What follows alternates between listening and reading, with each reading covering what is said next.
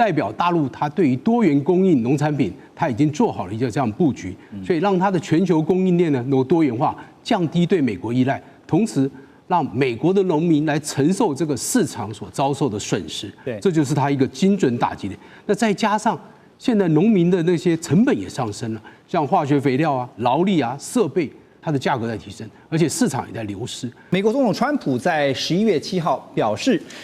因为南非现在正在发生人权侵害，而南非的白人农民正在被杀害和屠杀中，他们的土地和农场被非法没收，所以川普宣布，包括他本人在内，美国政府官员这次都不会出席即将在南非登场举行的 G20 峰会。但是我们也要看呢，反观美国，现在农民受到的伤害其实不亚于南非哈。虽然不是生命的损失，不过财务方面损失非常的剧烈。那么根据 CSIS 的最新报告呢，说因为受到了中国大陆报复性关税还有非关税贸易壁垒的影响，在2025年1月以来，美国对中国大陆的农产品出口额减少了超过68亿美元，降幅高达73%。那其中呢，大豆出口损失占了57亿美元。另外呢，美国对中国的牛肉出口量也下降了90%以上。那么中国方面呢，还把杏仁进口的关税上调到45%，重创了向来以加州作为主要出口的产业链。好，我先问最了解川普的 Russ， 这个请你从容容、游刃有余的告诉我们哈，川普现在讲说，因为人权问题他不出席，包括连政府官员都不去 G20 啊，这只是表面上的原因，你觉得是有背后的原因吗？我觉得没有，应该是没有背后的原因。虽然川普是不喜欢多边组织了，这个大家都知道，他第一个任期也不太喜欢参加类似的。多边主义的活动、组织高峰会等等，那这次回来执政也一样啊。他今年参加 G7 也提早离开，那最近他去 APEC 也提早离开了，他见习近平之后就离开了。所以他真的不喜欢出席这些活动。他想当 All Star， 他希望这个焦点都是放在他了。那如果一个高峰会有10几个主要国家领袖，那 Trump 就不是亮点，对，不是热点，所以他不喜欢了。那他对这个南非少数民族，那就是白种人是少数民族，他对他们的这个安全、资产等等的议题一直就从他这次回来执政，一直有兴趣。他常常提了，而且他觉得我这样提我的支持者、我的选民会就是会非常受欢迎。所以他这样子做是因为想要保护在南非算少数的白人，是这样子。因为人权的这个原因，他口头说是要保护他们，对，但是主要是这个是跟美国国内政治比较有关。我再去请教你因为你刚刚特别提到说，美国向来，尤其在川普上任以后，其实他是习惯用单边的，而不是像他的前任拜登采取多边合作哈。那同样的，可是这一次在 APEC 结束之后，也有分析认为说，从日韩最近跟美方在谈的这个部分。看得出来，似乎川普在单边这个一直以来坚持的政策，稍微有一点倾向，也不排除多边的合作，是这样吗？日韩是2个国家了，那如果2个国家跟美国会有什么高峰会和合作等等，那其实稍微算多边一点点而已啊。但是那个不等同像 G7、G20、WTO、UN 这些大的传统的多边组织了，所以我觉得这个不用做类比了。而且，如果是美国跟日韩开会的时候，不管是哪一个层次，不管是总统跟2国元首，对，或者是国防部长、外交部长，其实这2个国家日韩，他们都会答应美国要什么，几乎他们都会答应。这个跟去参加 G20 是完全不一样。那去 G20 的时候，还是会有几个国家元首，不是按照的川普说法就答应他，对不对？还是会有。那要保护南非的这个白人农民可是美国的农民呢？川普也是非常支持美国农民，对不对？所以他跟习近平见面的时候把焦点放在中国要多购买美国农产品。那另外如果这个政策不成，就是这个贸易谈判最后不成功的话，川普会向国会要给美国农民大的补助，所以还是会很在乎他们，不能说不在乎他们，真的。而且这些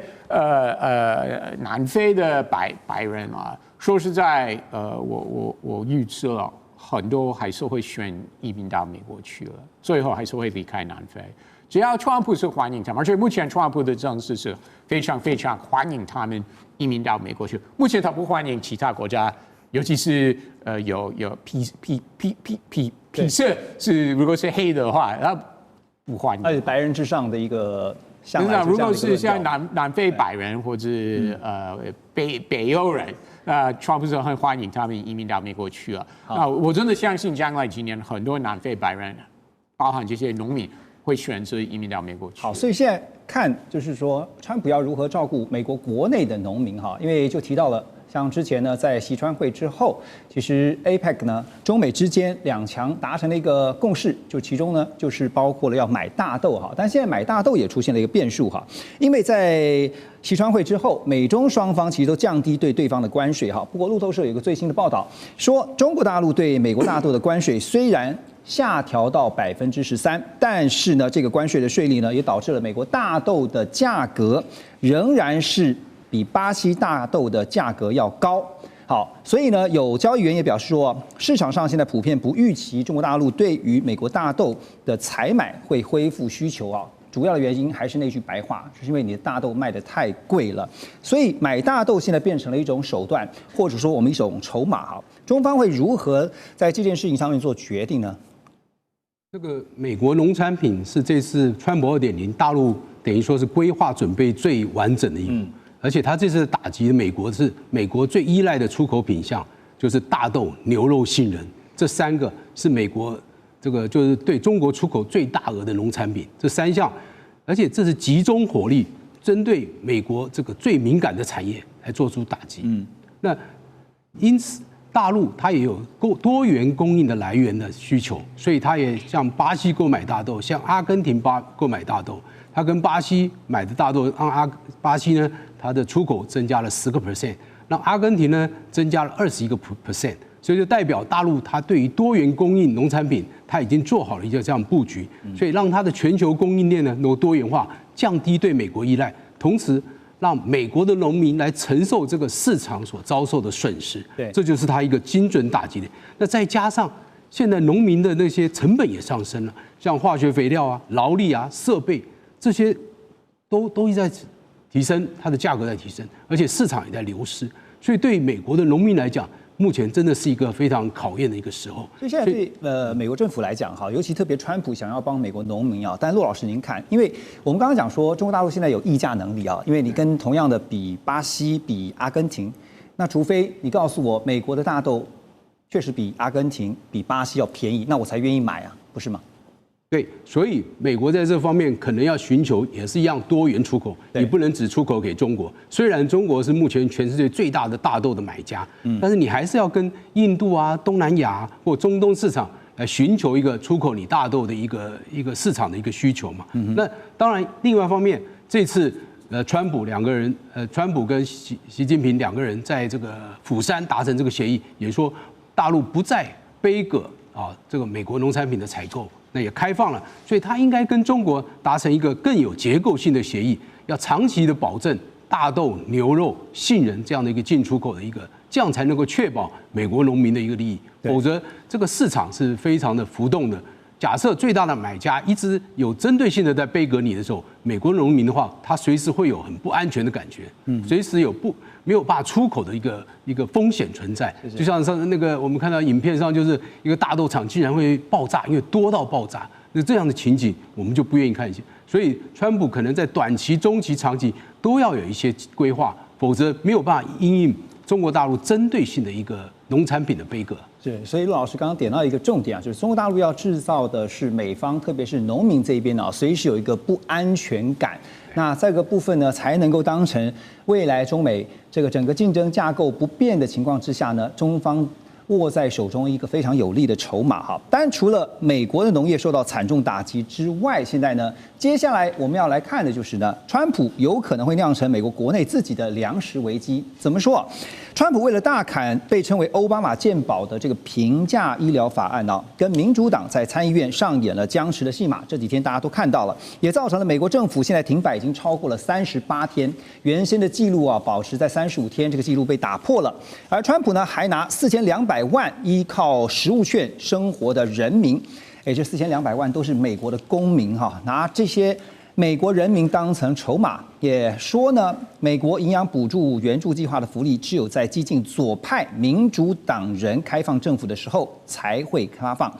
罗德岛地方法院在11月6号先裁定了，说川普政府呢必须要立即释出预算，补足全额发放所需要的资金。而隔天呢，农业部也向各州发出了备忘录，只是要全额发放11月份的食物补助。可同一时间呢，看到川普政府立刻向联邦上诉法院提出了紧急申请，希望能够把这个法院的命令给挡下来。好，川普怎么这么的坚持哈？就是他的斗志旺盛啊，就是不让民主党要得逞。为什么不坚持啊？如果我是他的顾问的话，我也会跟他说，总统先生，你目前要坚持了。为什么呢？我们离其中选举还有1年时间。但是现在当下受害的是4200万的美国民众，不是吗？第一，他要看他共和党明年的这个其中选举的选情。那说实在，大部分的众议院选区不是摇摆区了，只有几个选区会算是摇摆区了，所以有固定200多个选区，一定不管怎么样会投给共和党的众议员候选人，所以他真的是不用那么担心选举。所以其中选举因为还没到的关系，不需要这么急切的。还有另外要看。按照过去就是政府关门的事件有发生过，就最近10年都有发生很多次了。说实在，每次民主党会让步，不是共和党也没有让步，共和党也有让步，不管是哪一个总统，小布希或川普 EDLA 总统也有让步，对，但是民主党早晚会让步，所以总统为什么要那么急？让步，可以等等看民主党会提出什么样的让步的方案，那就可以算那我也要不要让步？但是不用这么早，为什么要这么早？我跟你说啊，现在离其中选举1年时间，选民不会记得这件事情。OK， 所以因为还没到选举，还没到那个关键时刻，所以现在不管是共和党也好，民主党也好，反正是继续演到还没到最后一幕嘛。等到最后一幕的时候，一定会有一个妥协。你的意思是这样？一定会妥协 ，OK， 民主党一定会妥协。那等他们妥协，那总统就可以妥协。那另外他也要让他的支持者认为他不会踏够，因为最近很多人批评他说他会踏够，变成他的代名词。另外有强硬的政策，不管是外交政策、内政政策，但是他最后会妥协。所以因为最近有这种批评，他这次尤其是在民主党面前，他千万不会让民主党认为他们有拿到一个好大的胜利。对，所以从政治的算法来分析啊，一定要先等民主党来妥协，他才会妥协。OK， 所以Ross 刚刚讲了一个大白话，委员他点到了，因为选举还没接近啊，所以呢4200万这些就算在饥饿的话，关我什么事情哈？美国民主制度到底出现了什么样的大问题呢？从这一件事情上面来看。我觉得第一个是政党对立实在是有够严重。在美国历史上，政党之间的斗争并不是没有，甚至每天都在进行。那像这次这样斗争到政府停摆38天，而且我相信这个还会持续下去，没有那么快解决，搞不好50天甚至60天，搞不好都有可能。那这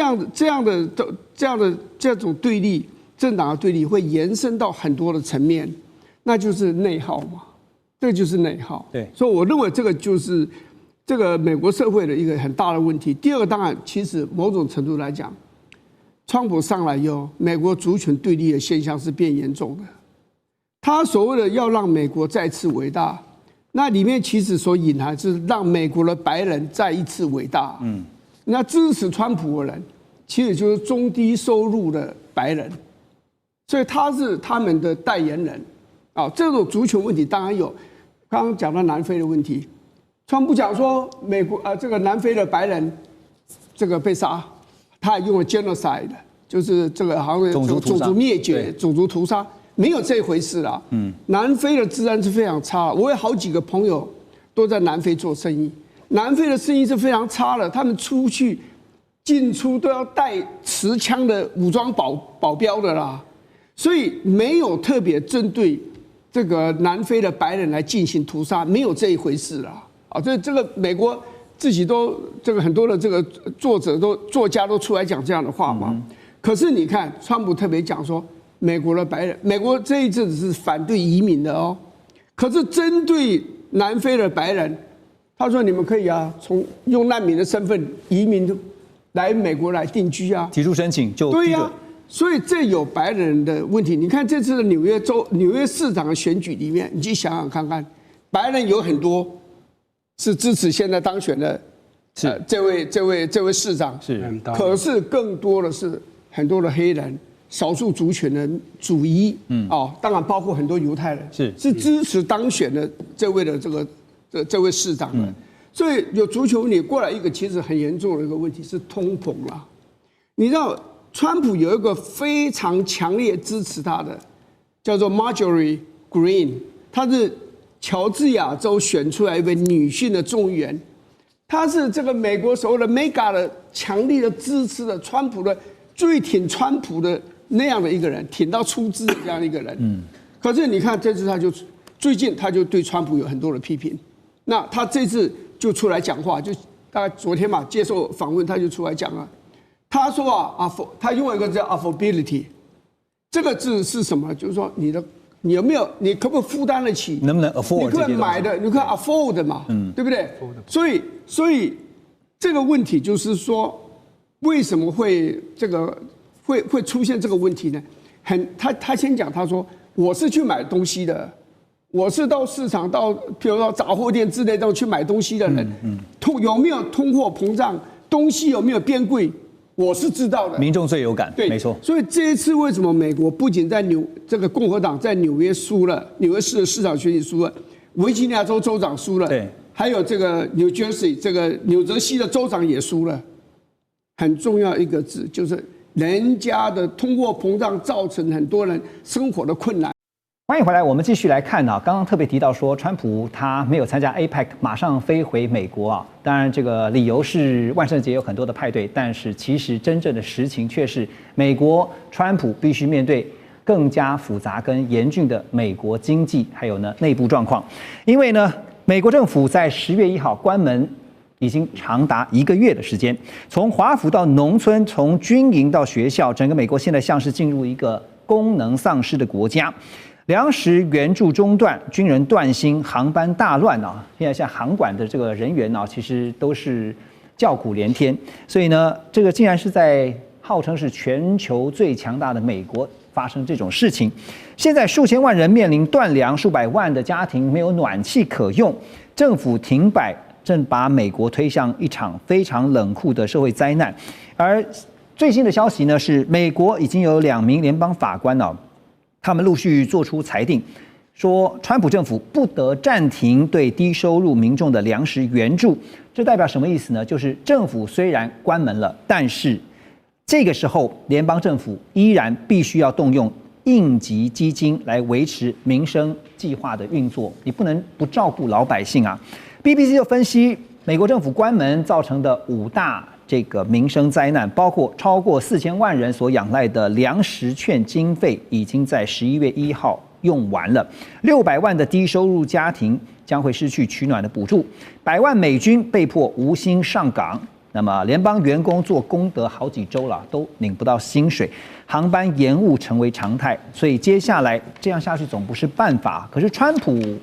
虽然看到他表面上是一派不在乎啊，但是想必心里面是非常着急啊。怎么解决呢，林老师？我觉得这边的话，我们要先了解到的就是说，川普他之前没有错，他在这一次的东亚行乍看之下是成功的，甚至是他也蛮成功，从日韩这边带了一些订单回去给美国。可是这些订单要立刻的能够变成一个及时雨吗？这个可能是需要一点时间。他号称9000亿，但是9000亿不是一次给啊。对啊，而且9000亿它不是现在可以给，现在的这个刚刚何荣有去提到说，回去可能万圣节的 party， 可重点倒不是 party， 是因为现在华府快烧起来了。因为我们可以去看到现在的话，参院这是共和党有人的跑票了哦。所以在这个关税的这个案子是否决的哦，是支持民主党的哦。对，更不用说在整体的一个总预算这一块，现在的联邦政府关门，它对于美国来说是一个非常大的一件事情。这个不是只是说这个什么这个航管啊还是什么，讲难听一点，你去参观白宫都不能进去参观，因为它关门了。或者是什么垃圾啊还是什么，就是有一些整个状况是非常糟的。那为什么会这样？今天最直接的就是今天民主党跟共和党这一边，甚至是共和党有一些人是也不满你川普。好，那为什么会这样子不满呢？对于川普来讲，最重要的还是你的民生问题没有办法去解决。因为其实我们仔细来想，川普从上任到现在，其实还不到1年，怎么感觉好像过了很多年的感觉，度日如年的感觉。可是他今天这一些美国的状况，不是今天一个川普上来就可以去改变。他是从他的一个 COVID-19 之后到这一个到之前拜登到现在整体所呈现的一个问题。那今天这一个问题其实是说，你说川普上来有办法去做这些改变吗？我个人是抱持蛮保留的一个态度啦。那至于今天来看的话，对于川普来讲，或者是我自己去美国，在今年4月的时候有去一趟华府那边，那可能你可能没有办法相信，我去超市想说要买个刮胡泡，因为我去比较久。刮胡泡居然锁在玻璃柜里面，是我要请店员把锁打开，怕零元购，就是怕零元购啊。那如果今天一个在首都里面的超市，而且老实说，那个2块多的一个东西，也不是说很贵的东西，它居然就还要锁在这一个柜子里面，我又不是去买个晶片还是什么显卡之类的，黄金还差不多。对啊，那这一些东西都要锁在那里面呢，就代表怎么样？治安状况、经济状况是非常糟的。那再加上现在的一个政府关门，这一些其实都会对美国造成很大的一个问题。那老实说，之前的一个川普为什么可以当选，就是因为贫富不均，就是因为他希望能够把美国的失业率能够去改善，所以我们看他的外交跟他内部是有连结在一起。但是这个连结要实际的能够去改善美国的问题吗？我个人认为可能还是会需要一段很长的时间。但是这个也给了各国在跟美国打交道的时候，可能会要去思考的就是，不是只有看当面跟川普的交易，也要想的是他最在意的内部问题会不会去干扰他，或者会去影响他的一个战略。这一块其实也是我们可以去施力的一点。就是美国的经济问题，听到川普不断在强调说用关税就能解决哈，单一工具，然后呢，关税带来的庞大收入啊，一定能够解决像美国现在面临到的一些经济窘迫的问题。可是真正关税的收入能够起到多大的效应呢？现在大家也在看。是不是真的只有一点点而已？好，那除了民生问题呢，我们就来看美国的经济数据啊。根据 Challenger 他们的报告，到今年9月为止，在裁员的部分，美国企业的裁员人数达到94万人，预计到今年年底要突破100万。就连矽谷也成为裁员地狱啊，科技业半年就砍了10万人左右。桥水基金的创办人叫 Ray Dalio， 他就更是表示说，美国有高达60%的劳动者几乎没有生产力，整体经济由最富有的1%的人在支撑运转，整个社会阶层的结构正在崩塌。好，所以现在真的是听起来是蛮吓人的，因为整个社会国家只有1%的人在负责 run 这一个国家的整体结构，这是一个结构性的问题啊。1%的人掌握了生产力，但是60%的人竟然是完全没有生产力，这听起来很吓人。可是这样的一个结构性的危机迫在眉睫，对于美国，对于川普政府来说，他们一定知道怎么解决呢？黄老师，您觉得？其实说这个到底美国社会阶层的这个崩坏或崩解，要不要去解决？我觉得其实从我的角度来看，我不从总经或现在的经济情况来看，我觉得这是一个它不是一个崩解，它是一个整个产业结构转变的一个过程，结构在转型，是。我们回到以前来讲说，第2次工业革命的时候，大量的工具机的出现，取代了传统劳动力。那男性的一些员工开始逐渐不被用，当时当然说女性或童工的价格比较低廉嘛，那企业主们他们肯定慢慢的去往这个地方去靠拢，去降低自己的成本。那像现在慢慢进到所谓的 AI 时代，就把自动化更升一级了。对，我们当然目前还没有把它称之为第3次工业革命，但我们可以逐渐看到，包含在加州的地方，Uber 投资的无人自动送餐车已经开始去试行了。那像甚至有些地方用无人机在送餐送药的，那其实也都开始在执行的。那在这种情况下，这是我们定义的底层劳动者嘛？那如果是这样的话，底层劳动者是有一些基础型或者是比较 routine 的工作开始去减，那大家就会问，那科技业半年就砍这么多人，对，那科技业是底层劳动者嘛？那如果说今天是在做一些写程式的部分，其实逐渐的已经被那个人工智能取代了一大部分的工作，所以想当然尔，这些人就会逐渐的被淘汰。那这是底层结构崩坏吗？我不认为，我认为说接下来马上到来的一些新的产业，它会逐渐的萌芽出来。那就业市场重新活络，关键就在于接下来到底会走到哪一个生产市场。对，因为其实这几年也听到像是智慧制造，包括接下来在机器人的部分有所谓的人形机器人就是要取代现有的人力，因为知道光是这个人口结构也是呈现倒金字塔的一个情况，就是要解决人力短缺。包括现在我们提到的60%的人如果是没有生产力的一个状况，所以那接下来对于美国来讲，他们有办法在短期之内达到这样的一个用科技来弥补或者是解决现在困境的这样的一个情况吗 ？OK， 讲到智慧制造这个，其实在美国定义的智慧制造里面，它是还有凌驾于智慧制造的一个先进制造。那这边包含了当然是智慧制造的整体的自动化，然后提高良率等等。另外一部分是新材料、新药，然后新的生物发展这个部分，这2个发展的部分。那这些新兴产业到底能不能带动新的生产力？关键在于有没有高阶人才的注入。但当然，美国现在的政策对于高阶人才并不是这么友善的情况下，我不太认为说短期内会去改变这个现况。那基础人才的这个问题呢？我觉得当时提高关税的时候，这个最好的方法是什么？我不要用全智慧制造，我用半智慧制造。我去吸引这些他们口中所谓没有生产力或没有提高 GDP， 他不需要做太多事情，他做一件事，按按钮，按按钮去让他们有足够的生产力。那我从原物料进来，我不是到终端产品的时候，那我这个关税中间的利差是相对比较不会受影响。所以我个人觉得，川普如果他看到这一块，他在下一步很大的歧视，我把制造业带回美国，我把很多复杂的东西自动化，这是他的个性嘛？我什么都简单，我最好按一下全部搞定。那这样子，我所谓没有生产力的人，他就来按按钮，对，我就逼你公司 hire 这些人，我也不用发失业救济。那会不会太理想了？他一直都很理想，不是 ？OK， 好。不过现在理想归理想，现实归现实啊。美国的关门风暴持续在演变当中啊。那根据《经济学人》跟 YouGov 的最新民调也显示说，现在就是看，因为刚刚我们也提到了，川普在意的是民意支持度。那现在最新的民调显示，美国民众满意川普施政的数字呢，掉到39%啊，40%都不到，创下川普2.0啊，就重返白宫以来的新低点。另外呢，63%的人明确表示不认可川普对政府的管理，有46%的美国成年民众认为呢，政府停摆的责任就在共和党和川普本人。从这些最新的民调，当然民调是变来变去啊，跟这个民意如流水是一样的。但是我们要问的是，接下来马上就要进入到2026年了。2026美国的期中选举很重要啊，这样对共和党来讲，对川普来讲，不是一个警讯吗？没有错哈。现在大家都会认为说，这个问题就出在川普身上，特别是民主党人，因为原来他们是因为坚持就是说，这个川普的预算大砍，这个对于这个美国健保的，就是所谓的奥巴马健保的这个补贴，会让大家的健保保险费用上升，所以他们反对，以至于造成了这个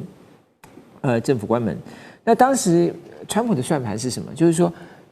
你想政府关门谁受害？是这个联邦政府的雇员。这些雇员在哪里？在 DC， 在这个马里兰州，在维吉尼亚州，这些都是民主党的选民。所以他计算就是说，这个关门的结果是伤害了民主党多于伤害共和党。他是想过了。对，所以但是结果现在这么一下来之后，变成什么？变成第一个，变成大家怪了川普，因为它受影响是整个美国啊，比如像这个航空的这个飞行，就是航管受到影响了，还有很多其他政府常态运作应该会支持的这种民生的部门受到影响，美军这受到影响。当然，现在另外一个问题是什么？民主党也不敢轻易的退啊。因为民主党现在川普说，他如果一旦恢复之后呢，他这个 OMB 啊，就是美国的这个所谓预算管理部门，就白宫的预算管理室，要去这个惩罚那些发动在联邦政府内支持民主党的发动这个杯葛川普的这些人。所以如果民主党轻易让步的话，到时候这些联邦政府的员工会来怪罪民主党，说你怎么会让步呢？你怎么轻易就让川普施老师，这个局面其实也许川普始料未及啊，但是我们都知道川普他擅长交易哈，他弹性很大。我说他弹性很大，那会不会就是迫于他遇到的现实状况，他会做一些调整？您觉得？我觉得目前看起来他的交易呢是藏在他心里的。第一个，在成功的亚洲行之后，他现在是更加强硬。他现在要求共和党的这个参议员呢，要废掉这个所谓的冗长辩论。因为美国在参议院它有这个冗长辩论嘛，就是你只要想要发言，你就可以无限时间的发言，除非你有3/5的投票，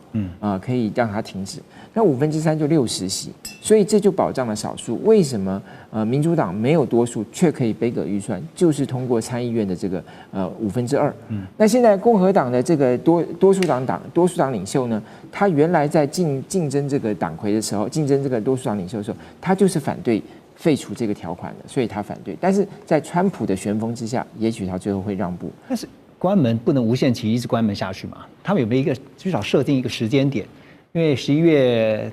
最后一个礼拜要感恩节了，起码感恩节前会不会有一个？没有错，上一次关门呢是35天，这一次已经超过30天。所以当然大家已经认为说，大概未来这一个礼拜可能就会结束。但是现在我想就是用这个所谓冗长辩论的废除，因为如果一旦冗长辩论被废除，民主党以后就没有武器了。没错，所以也许在这个威胁之下，加上川普的旋风，会让这个共和党的这些参议员让步。那么这个最后民主党可能为了维护这个冗长辩论，最后也许就让步。川普并没有参加 APEC， 而是把最宝贵的时间留给了中国大陆国家主席习近平。虽然说川习会落幕了，但是中美两强背后的角力才正要开始啊！现在斗而不破的1年当中，中美双方会如何各自的出招呢？纽约时报就直接说他们观察到的，他说这不是和平，而是被迫休战。而 CNN 更是直接报道，因为 CNN 是比较偏民主党的了，他们是直接说中国赢了。好，另外呢，美国暂缓黑名单，扩大1年的出国管制。那中国呢，则是暂停了稀土出口管制1年。双方在表面上都是交换善意，但是实际上呢，却是美国被迫让出科技管控的底线，中国则是以静制动，出刀不见血的夺下了战略的优势。所以在画面当中，你可以看到，我们特别帮大家整理美国前官员呢，有一位前官员就说呢，这个川普为了贸易胜利卖掉了美国的国安底牌。美国这次可以看到是首次把国安科技纳入了谈判的交换筹码。还有呢，这是昨天特别跟大家来看到的，在川习会之后根据大陆商务部公布的这个结果，特别在卡脖子就是我们接下来谈的管制的部分，美国暂停实施9月29号公布的出口管制50%穿透性的规则1年，而中方则是呢把稀土的管制也是延长为1年暂停1年。特别刚刚讲说穿透式。这个美国出口管制是美国先发动50%的穿透式规则。简单来看一下，就是在9月29号所发动的。然后呢，这个主要内容是凡是列为实体清单、军事最终用户清单这些相关制裁清单的实体，或直接与间接持有50%以上股权的子公司，都被列入是出口限制的名单。这个影响的范围非常的广泛。但这次呢，就强调说，谈得还不错呢，所以呢，我们把这个管制措施先暂停1年。好，那画面上我们也提到给大家看，中方跟美方现在在稀土上面管制上面哈，这个管制内容呢，中方措施是暂停稀土管制1年，然后呢，美方是暂停在这个实施制裁黑名单，刚刚特别提到50%穿透式规则的这个名单上面是1年。好，那涉及的企业呢，包括了稀土冶炼啊，中方这边稀土的部分呢，像是冶炼啊、分离啊、出口企业，美方晶片啊、科技方面呢，则是暂停实施黑名单这个1年的时间。好，那相关的全球市场影响呢，包括现在看到中方还是掌握全球非常强90%的稀土加工能力。那现在就是美方不断在追赶。好，这次的川习会，现在双方看到最后的结论都是呢，暂停对于对方的一个管制包括稀土、包括科技晶片相关的都是1年。那很多现在分析的看法都认为，总体来看，其实中方这次在谈判上是略胜一筹，因为既延长时间，又拿下了接下来谈判的主导权。左老师怎么看？好，首先我想认为中国大陆赢了这件事情本身就是习近平的胜利。为什么？因为这会让他在国内看起来很强势，这会让他在国际上呢得到很高的名声。因为这么多国家跟美国谈判，每一个国家基本上都是满足美国的需要。没错。那只有中国大陆可以对美国呢叫板，而且呢打得平手。就算你不认为他赢了，他最起码是平手。态势就是平起平坐，没有错。所以我觉得对内对外，习近平都可以宣称他是胜利的，这一点对他来讲非常重要。第二个，我认为其实对于中国大陆来讲，经济上来说，最需要的可能不是这个所谓解除对于这个他的一些企业的制裁因为他讲的这个企业是过去已经被制裁的企业，他们的子公司、孙公司只要持有50%以上，那么就列入黑名单。现在说把这个推迟1年，可我认为这不是最重要，最重要是什么？最重要是关于芬太尼的这个关税调降了10%。对，而且呢，在这个会后，美国还宣布了，如果芬太尼的这个管制有成效，还会再把剩下的10%都移除。这20%对中国大陆来讲太重要了。为什么？因为这20%或者10%是涵盖所有的中国大陆的出口。那么对于中国大陆来说，它现在最迫切要解决的问题就是青年的失业问题。那这些失业的问题，它其实需要的不只是我们看到这些高大上的尖端科技，它更同样重要的，或者说对于青年就业更重要的是什么？是过去的这些劳力密集产业，这些其实给养了更大量的这些就业人口。对，那这些其实中国大陆还是非常有竞争力的在全世界的市场来说，还是可以看到非常多来自中国大陆这一方面的出口。但是在美国，它尤其在圣诞节前。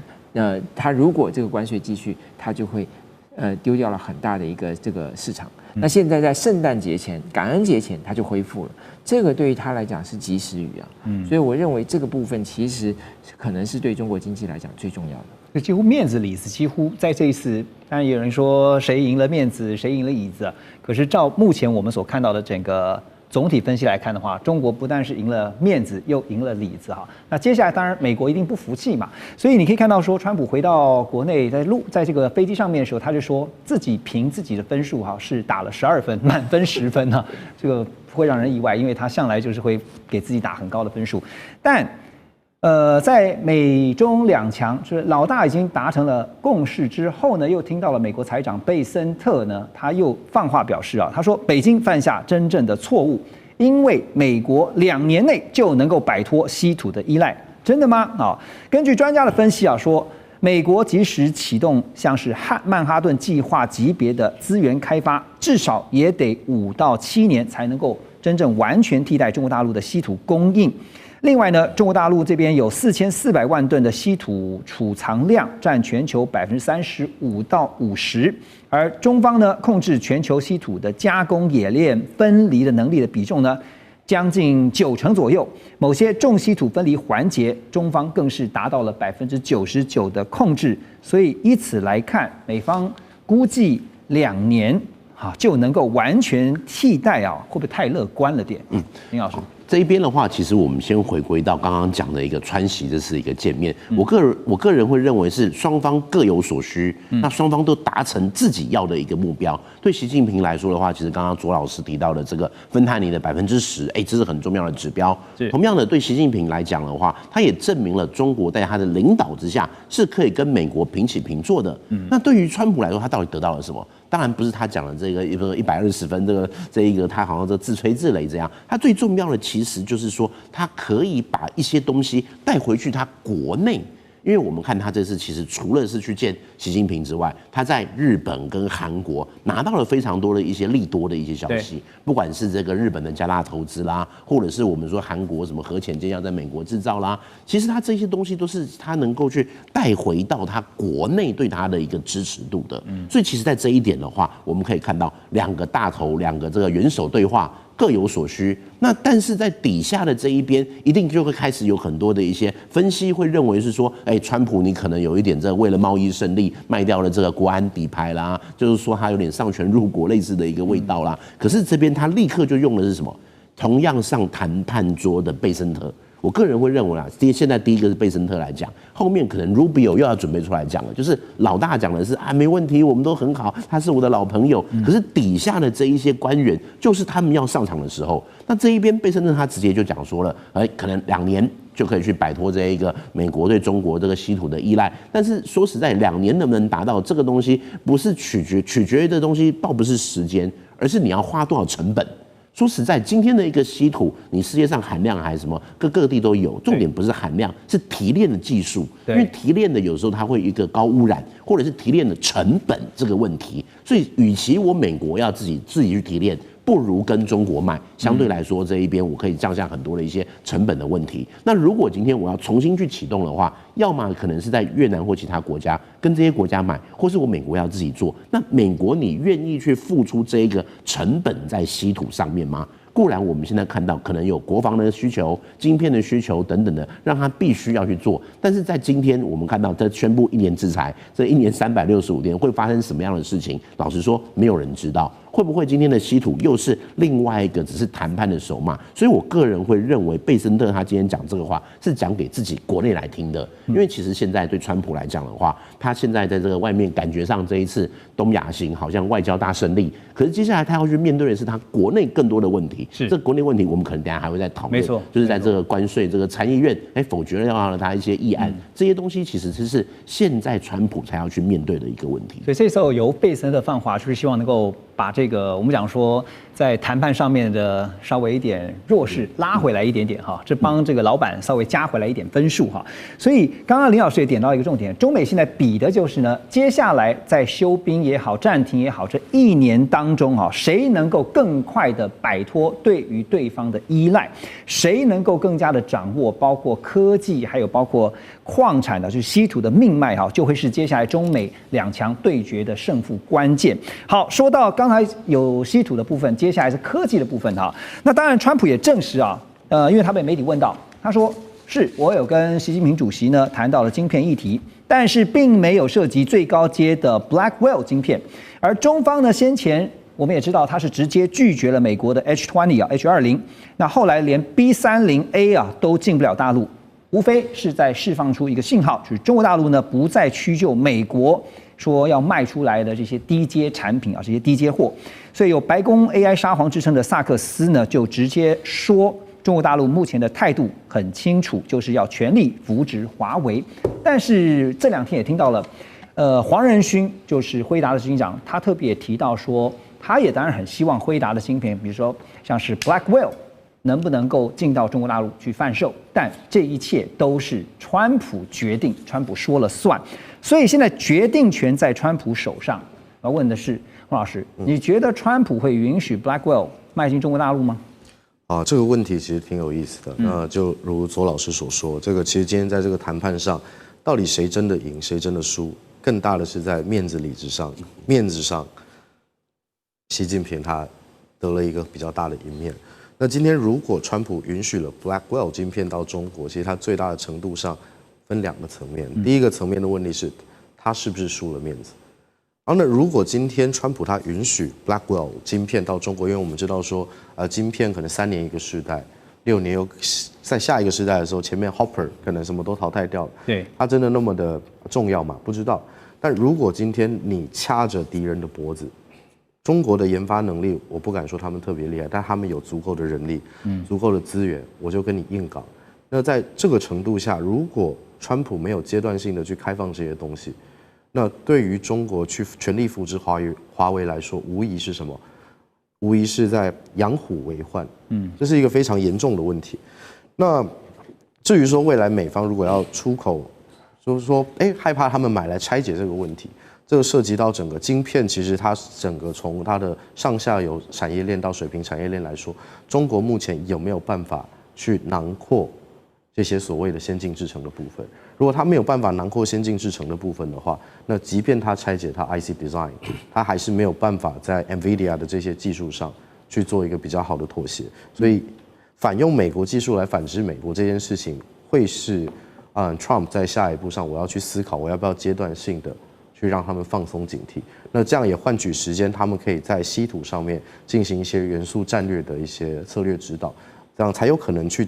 执行所谓曼哈顿级的计划，这个可能是2个是要交互去参考的一个部分。因为从黄仁勋的说法哈，就是他不断对外的谈话跟态度表达的出来，是他很希望能够把辉达的产品就继续卖到中国大陆去哈。那对中国大陆来讲，是因为在先前已经被围堵、被封锁、被卡脖子哈，所以呢不得不也看到了中国大陆的半导体的相关的晶片的研发跟突破跟制造，那也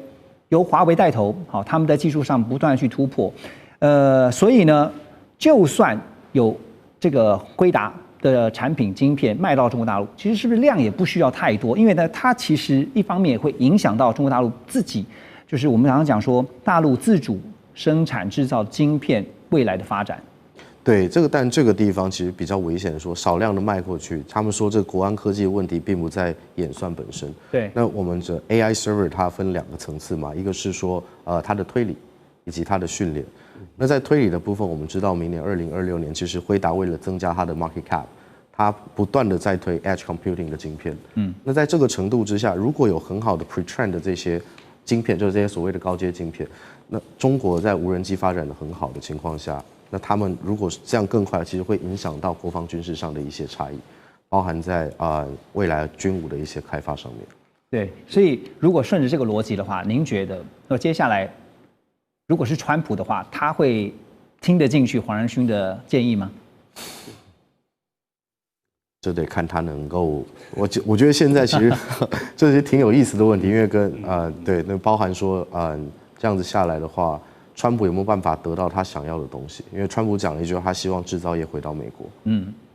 聂老师觉得川普会听得进去吗？其实对川普来讲的话，他会去考量的，倒不完全会是说听得进去或什么这个什么回到美国啦怎样。最重要的是美国民众对他的支持度。因为其实我自己会认为，现在对川普来讲，他自己最 care 的，其实倒不是什么美国之争啊、关税、美中之争啊，还是什么，是现在国内的失业率问题，还有他的一个党团。这一次我们就看到，这一次共和党又有人跑票啦。所以其实这国内的这些一些因素，如果他现在没有办法去把他的一个经济或者是民望拉起来的话，之后的期中选举可能就要来了。那这些对他来说，的确会是一个很重要的，他要去会对他会去思考的方向。逻辑上的重头戏就是川习会了。川普这次呢，他的亚洲行第3站到了南韩，但是呢，他不是去参加 APEC， 而最重要的，他先前一再强调，他会和中国大陆国家主席习近平见上一面。果然，两人真的见上了一面，而且呢，会谈呢100分钟。虽然不如川普所说的希望谈到3到4个小时啊，但是呢，总算有谈。那么第3站南韩呢，并不是到APEC 去参加，而是在釜山和习近平来见面。睽违了6年的时间呢，这次谈了100分钟，到底有什么样的共识呢？我们说共识如此啊，这是台湾工商时报整理出来，我们给大家看这个图表。在特别这次的经贸交手部分呢，关税的部分，美方取消对中国大陆加征的10%芬太尼的关税，而对中商品加征的24%的对等关税会继续暂停1年。另外呢，中方也会相对应的调整反制措施。双方也同意继续延长部分关税的排除措施。另外就是管制的部分，也就是我们常常讲说卡脖子哈。那么美方暂停实施9月29号公布的出口管制50%穿透性的规则1年，中方则是暂停实施在10月9号提出的反制啊，也就是稀土出口管制这个措施，同样是延长1年。好，航运的部分呢，还有包括其他，特别是在芬太尼，刚刚有讲的芬太尼禁毒合作呢，现在美方说要看中方接下来怎么做啊，实际的做法呢，美方会继续的观察。而中方呢也会做出相对应的一些回应，后续还有一些进度。川普表示说，跟习近平在很多的重要问题上面都达成了共识，包括我们刚刚提到的稀土也好，还有呢，特别是买大豆这件事情啊。那么习近平则说呢，双方要尽快的细化和敲定后续的工作，将共识维护好以及落实好。预料下个礼拜呢，美中双方就会进行这个经贸相关协议的进一步洽谈。好，但是这一次大家也关注到的一个台湾问题，这次没有谈到。马上就先来问一下黄老师哈，因为这次我们看到在事后，川普接受媒体的访问，媒体请他给自己打分数啊，说10分是满分的话，他说我是12分啊，这个还多了2分哈，显然是非常的满意啊。我先问的是，中方跟美方各自要到了什么？我觉得双方都必须要对外说是满意的，是有成果的。那么各自得到什么？我觉得基本上是双方的谈判团队，双方从川普总统的2.0开始在处理对外关系，包括对中关系，基本上不是国安团队，而是经贸团队为主。那么所以经贸关系关税谈判、贸易谈判。主导了美国对外关系，是。那么跟中国大陆也是一样，这是第一个。第二个，我认为就是双方共同有默契的决定这次100分钟，我们看大家有戴耳机，戴耳机是同步口译，同步口译才能节省时间。那么100分钟，老实讲那个中美之间的问题多得不得了，所以我觉得地缘战略的部分是双方有默契的，暂时不在这一次会谈中间，对，所以我认为是暂时缓解，在2个人会面以前拉高的这种声势，但是这个缓解是暂时性的。那战线拉长，因为中美之间的战略竞争，它会是非常长期的一个竞争，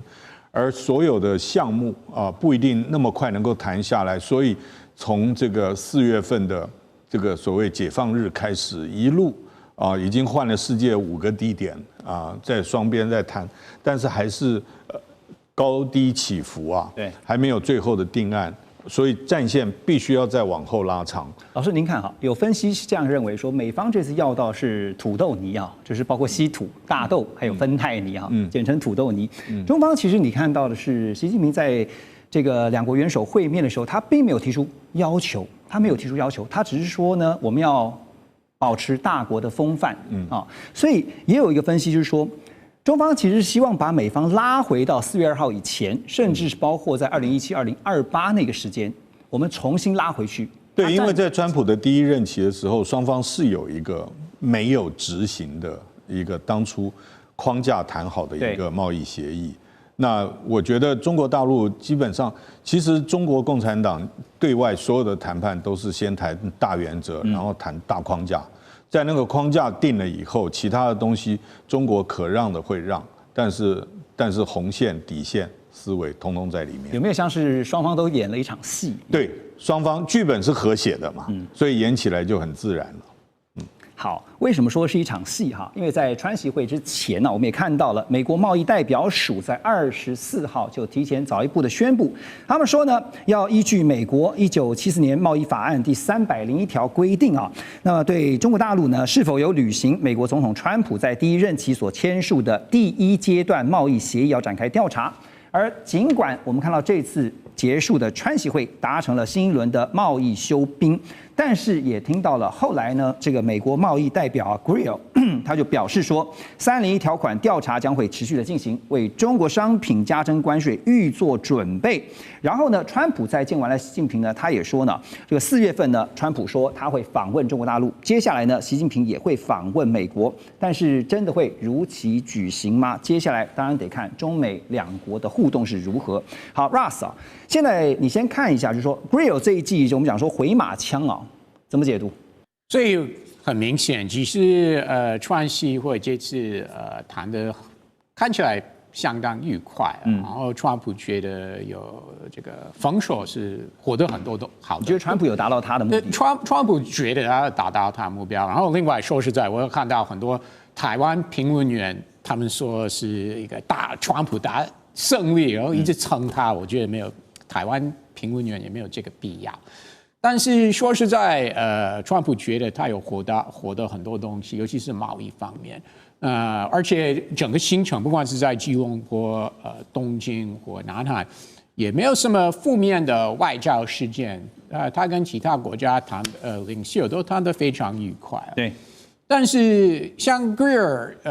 贸易代表强调，这个调查还是会进行，那就很明显。不管这次怎么样谈的，跟习近平中国达成什么样的共识等等，政治地缘政治或其他的外交考量，国防国安等等，甚至台湾问题，以后还是会浮面台上了，还是会影响到中美关系，这个真的是不能避免的。所以不是说好像休兵1年吗？怎么在这个会后突然又按照过去几年？那刚刚老师有提到2017、2018年，然后川普刚上任不久，就是在第1年他访问中国，对不对？但是过了几个月，就是进到2018年，贸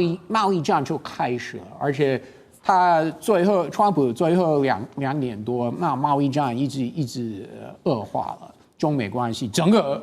中美关系有恶化了，所以我们真的是要面对事实，那就是很有可能政治问题还是会影响到这个贸易关系。好，所以现在我们细看美中双方在这个贸易之间的交手哈，因为刚才特别提到了美国贸易署呢，他们也强调说未来要监督中方落实协议的情况，然后美中两国呢会设立工作组啊，确保落实打击芬太尼的相关措施。也就是说，在川协会大家所谈的一些部分，接下来就看怎么做，而不是看你怎么说了，对吧？但是我们有相关经验，尤其是在芬太尼和贸易这两个议题上，就是回到我刚说，回到川普第一个任期的时候，双方有讨论到这两个问题，有达成一些共识。拜登执政的时候也是。但是不久之后，美国还是会认为中国没有履行他的承诺，那就破局了。所以，如果我们真的要理性看待的话，可能要最安全的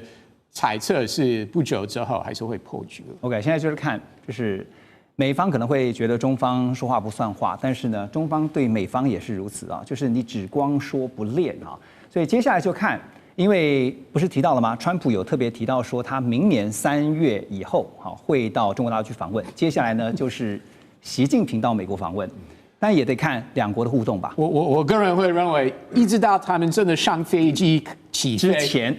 就不知道真的会不会成。就像这一次的川习会，到最后一天才敲定是在釜山。是没错，因为虽然川普今年已经说了好多次，我会跟会跟习近平见面，但是一直到他真的上飞机去 APEC， 而且我们也一直不知道他会不会参加 APEC 的相关会议，那最后他没有。对，所以就是对川普来讲，就是 make a wish。至少先许个愿望，在明年3月以后能够到北京去访问。好，川习会之后，我们看到川普立刻就飞回了美国啊，他也没有去参加 APEC， 所以把这个 APEC 呢留给了习近平，让习近平呢就等于跟各国元首的互动呢成为了会议的焦点啊。其中重中之重有一个就是中日的元首会啊，习近平和新任的日本首相高市早苗见面。在31号的下午呢，中日元首的高峰会进行大约有30分钟。那日本首相高市早苗表明，希望跟中方建立建设性且稳定的关系，并且喊话说中国大陆是日本的重要邻国，同时也向中方表达对东海活动这些相关议题的忧虑。而习近平则指出，中日是重要邻国，希望推动两国之间这个战略互惠关系。不过如果有印象的话，大家记得吗？这个川普是先在亚洲行啊，他的第2站是到了日本啊，先见了高市早苗。所以彭博也报道说呢，在跟高市早苗的会谈当中，川普就直接告诉高市说，任何你想要的，任何你需要的帮忙，我们都会在那里。我们是最强级别的盟友。哇，这句话说的怎么讲呢？啊，那蔡老师是高市，我们知道其实他一直是维持继承安倍晋三的路线哈，但是他有他自己日本现实考量的压力哈，怎么在这当中去调整未来的日美日中关系？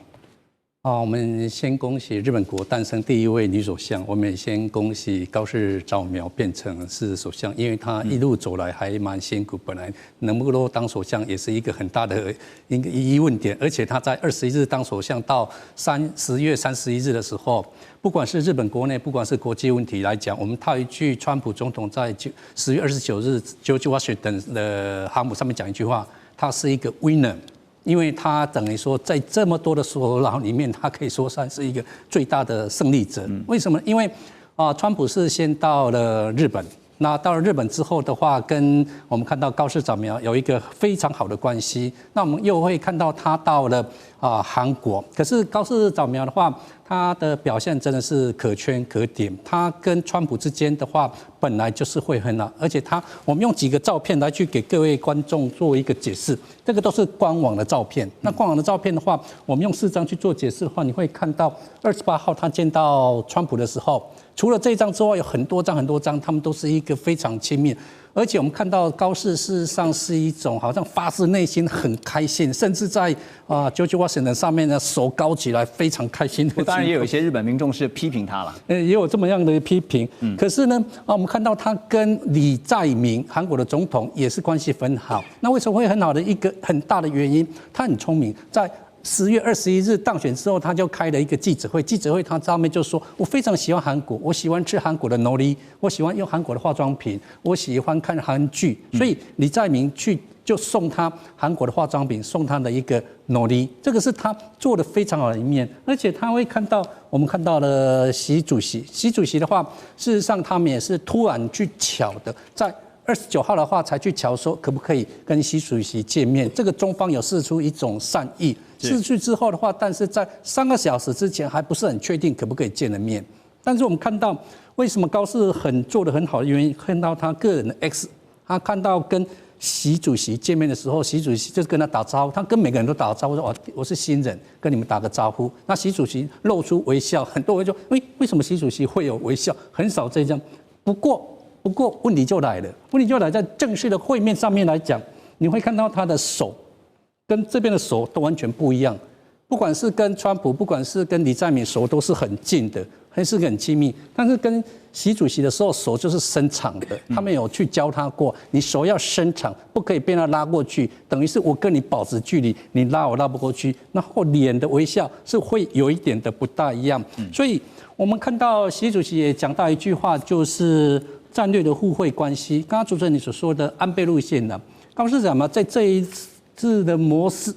里面，他是走安倍路线，因为战略的互惠关系是安倍在2006年，因为那时候日中关系不是很好，所以他就抛出这个议题，然后中方有 catch 到。那战略互惠关系在10月24日所信表明演说里面，他先讲中国、北韩、俄罗斯，这在造成我们很大的一种威胁，我们有一种悬念。可是呢，我们要维持战略的互惠关系，所以中方有 catch 到这个字眼。这个字眼之后，习主席也就是在当天，他也有讲出这个。不过日方也有担心一点，就是说，因为第一次跟中方首脑会谈，会不会说该讲的不讲，而且会不会跟过去一样？但是我们看到高市他该讲都是还是有讲，东海的问题你怎么办？或者是中方提出台海的问题，你要怎么主席？不过高市首相他要讲台湾的海峡和平与安定的重要性，对日本来讲是有的，他该讲还是讲。那我们的人被你们抓去，你应该要怎么办？中日元首的这个会谈哈，关键字刚刚您提到就是战略互惠哈，对，我们是互惠的原则。是，所以呢，高市现在当然有他实际面临的压力，比如说，他接下来可以看到在画面当中，我们也提供给大家哈，就是呢，刚刚是不是提到说，习近平呢特别指出中日是重要邻国哈，那希望能够推动战略互惠关系。日本共同社则报道说，美国财长 Bessent 他针对日本采购俄罗斯的液态天然气是 LNG， 他表示说呢，我认为日本会花时间逐步摆脱这种做法，所以报道也认为说呢，这个 Bessent 这一番话是在暗示这个应该要停止买俄罗斯的能源，而且 Bessent 也透露呢，日本会参与阿拉斯加的新的能源管线的计划。所以接下来这个问题压力就到了高市这边啊。可对日本来说讲白一点啦，买俄罗斯的天然气比买美国的天然气或石油要来的便宜啊。回到了成本问题啊，怎么解决？他们有想过这个问题点，早就已经模拟过了，因为他买。这是俄罗斯，但是已经跟他签约，然后厂也都盖了。如果说他不买的话，等于是中国会整个便宜买过去，所以他有明白告诉川普，我们暂时没有办法去做这一种处理掉。对，而且他说，川普你这么的要求的话，其实最后开心的是中国跟俄罗斯嘛。那他没办法，就是说把它就是马上就切掉。而且投资阿拉斯加的话，它需要很久的一些时间，它的费用也会很大。那费用到底是哪里？可是。让我们会觉得很惊讶的地方是，日本答应要投资美国，日币是叫做80兆，美金是5500亿。我们一般都想说，这个钱从哪里来？但是我们看到这一次川普去拜访日本，是从27、28、29、28日的话，理论上应该是由日方去办一个晚宴，就请川普吃东西，但是他没有。川普是在美国大使馆，就是在东京阿卡萨卡去宴请日本的商业界的一些大佬们。大佬们一去就说我们投资60兆日币80兆，他们已经拿出60兆出了，这个让我们很惊讶。包括软银，包括东芝、Mitsubishi，包括我们要投资 AI 的那个基础建设，或者是所谓的稀土，所以80兆他已经找出60兆，只差20兆，这是让我们很惊讶的一点。其实日本几乎是美方所开出的清单，几乎是照单全收了。对，除了这个能源的部分可能窒碍难行，恐怕之后还有一些需要去讨论的部分。